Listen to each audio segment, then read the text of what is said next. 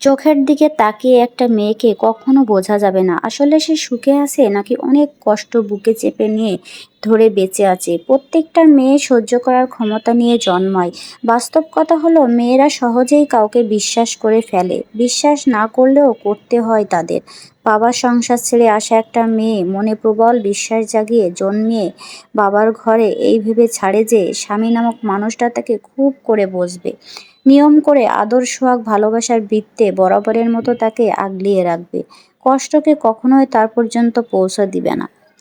সারাদিন ঘরের কাজকর্ম করে টেবিলে সুন্দর করে খাবার সাজানো থাকার পরও ক্ষুধার যন্ত্রণাটা উপেক্ষা করে প্লেট সামনে রেখে প্রিয় মানুষটির অপেক্ষা করার মতো ধৈর্যটা এমন এক জাতির আছে যারা ক্ষুধার যন্ত্রণাটা সহ্য করতে পারে না।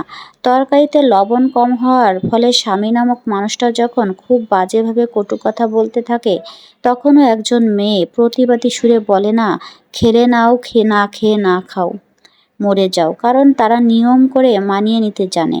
ঘরের কাজকর্ম, ডেক বাসন মাজা থেকে শুরু করে রান্না বান্না করা পর্যন্ত একটা মেয়ে একাই গোছাতে পারে।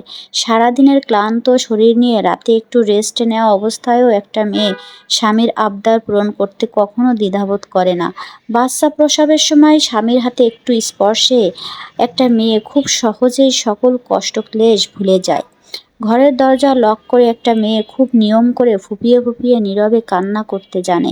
মেয়েরা একটু বেশিই কাঁদে, তারও একটা পাকাপোক্ত কারণ আছে, আর সেটা মেয়েদের মন ছেলেদের মনের তুলনায় অনেক বেশি নরম হয়ে থাকে।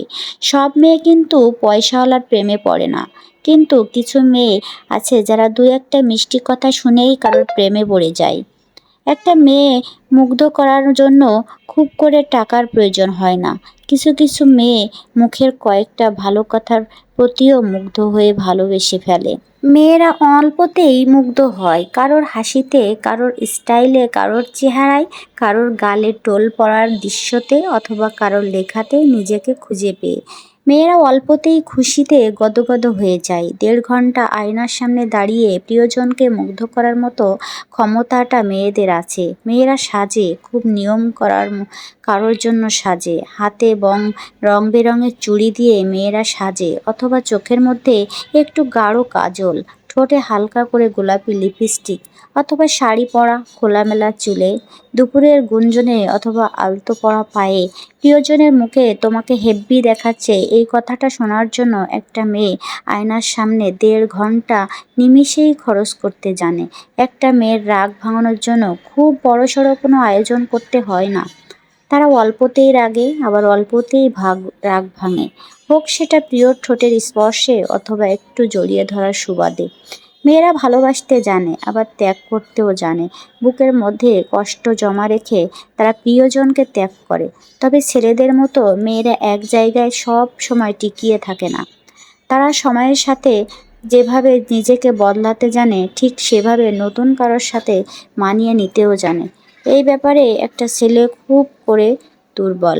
মেয়েরাও কষ্ট পায়, হ্যাঁ, খুব করে ওরা কষ্ট পায়, যেভাবে একটা ছেলেও পেয়ে থাকে। তবে মেয়েদের কষ্ট মাথার নিচে বালিশটা জানে, আর ছেলেদের কষ্ট জানে নিকোটিন। তবুও ভালোবাসে ওরা, এক লিঙ্গ অপর লিঙ্গকে ভালোবাসে। পাবে না পারে জেনেও ওরা ভালোবাসে। ভালোবাসায় যেন তাদের শিরা উপশিরায় বেঁচে থাকুক, ওরা ভালোবাসাকে বুকে চেপে ধরে বেঁচে থাকুক। ছোট ছোট গল্প পেতে আমার চ্যানেলটি সাবস্ক্রাইব করে রাখতে পারেন। ধন্যবাদ সবাইকে। আল্লাহ হাফেজ।